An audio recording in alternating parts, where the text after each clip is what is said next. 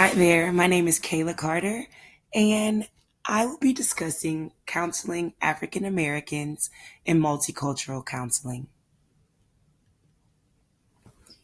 Before I discuss the importance of counseling African Americans, I want to go ahead and discuss the term cultural mistrust.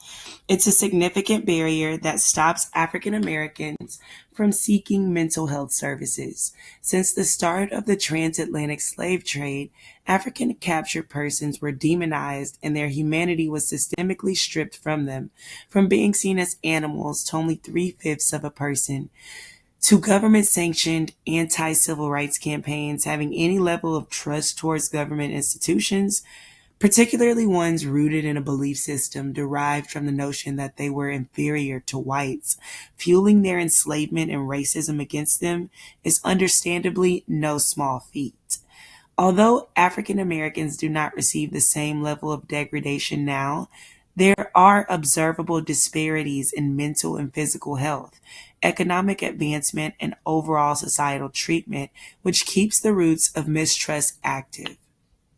Now, many of the potential challenges African Americans face have treatment implications, and they center around racism and other forms of oppression.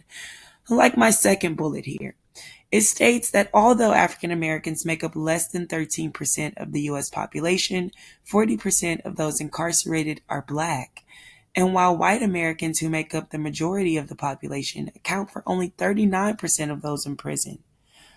African American women are also more likely to be arrested than Latinas or white women. Now, that is alarming because Black women are the most uneducated group in the United States. I'm sorry, the most educated group in the United States, and they are among the lowest paid. Black women make about 69.94%, and Black men make 73% of what white men make. And there is a notion that the strong Black woman stereotype is a trope that portrays Black women as superwomen who are unaffected by life's troubles.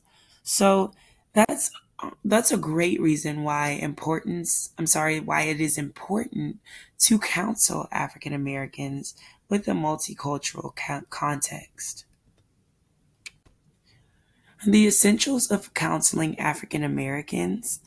The essentials elements provide guidance for a more culturally competent practice when serving African American clients.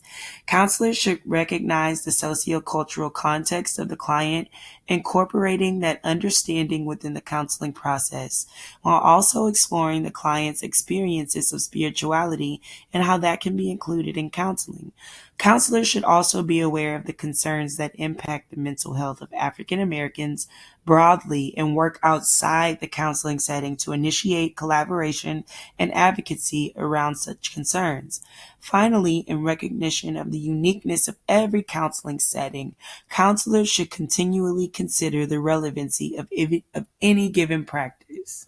So, a counselor should also take into consideration or always take into consideration when dealing with or counseling African Americans the family structure.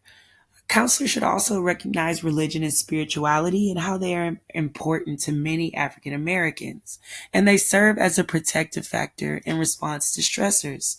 Church participation provides comfort, economic support, and opportunities for self expression, leadership, and community involvement.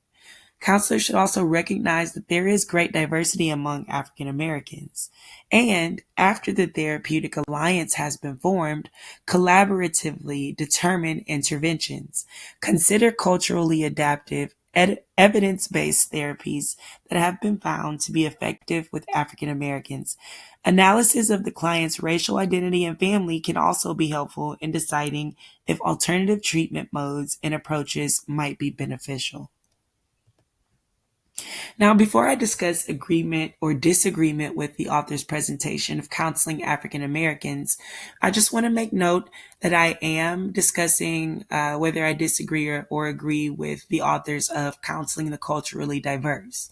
So, in my first bullet point, there we discuss a study, and it found that resumes with either African American or white sounding names like Lakeisha and Jamal versus Emily and Greg, sent to help wanted ads received a differential response.